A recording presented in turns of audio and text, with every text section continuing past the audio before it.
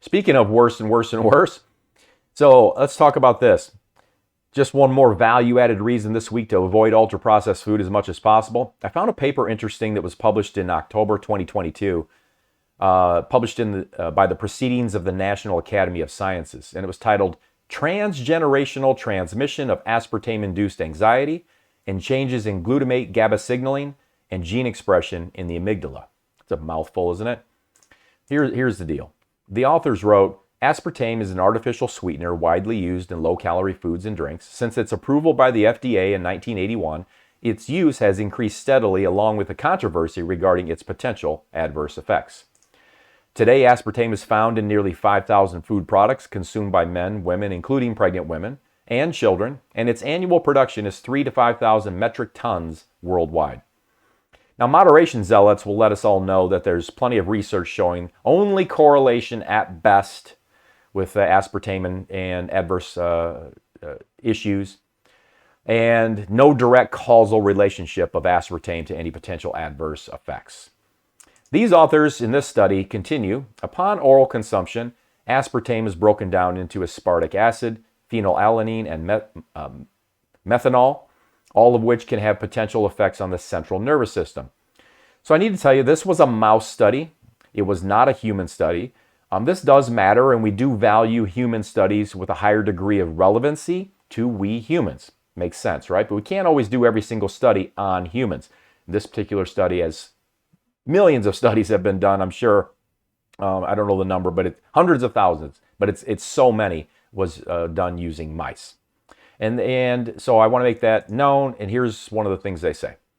The authors continued on, the U.S. government policy and publications indicate that aspartame is safe when consumed within FDA recommended maximum daily intake values of 50 milligrams per kilogram. Even so, the authors stated, our data show that daily consumption of aspartame via drinking water at doses that are the mouse equivalents of 7 to 15% of the human maximum daily intake value, or 2 to 4 8-ounce cans of aspartame sweetened diet soda, produces anxiety in male and female mice. And they stated, the aspartame exposure disrupts gene expression. Hang with me on this. This gets a little deep, but it's really important.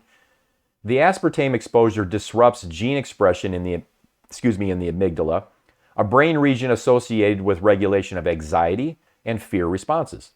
Perhaps more importantly, especially from a public health perspective, the aspartame-induced anxiety and the changes in amygdala gene expression are heritable along the paternal lineage. It's going to get interesting. Stay with me. I'll explain that. These data do not merely add anxiety, meaning one of the adverse events, meaning anxiety, do not merely add anxiety to the long list of aspartame's adverse effects, but also raise the previously unrecognized possibility that aspartame's adverse effects are not limited to the individuals who consume it, but persist for generations to come. Therefore, aspartame deserves a place on the list of environmental agents such as hormones, insecticides, and drugs of abuse, whose adverse effects are not limited to the exposed individuals, but manifest in multiple generations of descendants. So not only did they find with basically the equivalent in humans of 2 8-ounce cans of Diet Pop a day caused anxiety, they found that heritable paternal lineage. So it's one study. Virtually no single study is definitive. I'm always going to say that. I'm going to stand by it. No single study is typically definitive. This study was done on mice, not humans. Even so, as I said, the researchers found that a daily dose that they gave mice in the drinking water was equivalent in humans to 2 to 4 8-ounce diet sodas sweetened with aspartame. And it was enough to induce anxiety in both male and female mice. And furthermore, they went on to say that genes are changed. And these genes are heritable along the paternal linkage. So this means that the genes that changed, causing the anxiety, were able to be passed on from the father, paternal, who consumed the aspartame, to the offspring who did not. So the changes didn't just affect the consumer, the father, but their offspring who hadn't consumed it at all. All I'm saying, once again, is do what you can to increase real food so you crowd out ultra-processed food. It's what's happened in society. What's happened in society is ultra-processed food has crowded out real food over the last 50 to 100 years. 60 to 90% of what average Americans consume is ultra-processed foods, including diet and calorie-free edibles and drinkables, sweetened with aspartame and other non-nutritive sweeteners, right? So let's make the educated, conscious, sober choice so that we are consuming as close as possible to 90% real food most days of the week.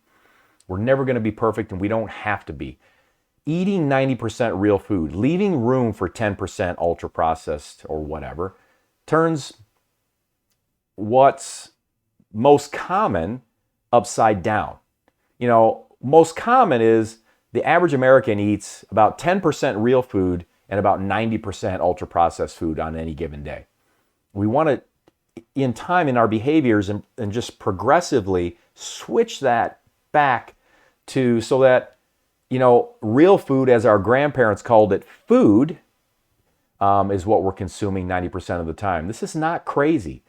It seems crazy to me that people think it's crazy that we are designed to eat real food, not these chemical concoctions of God knows what.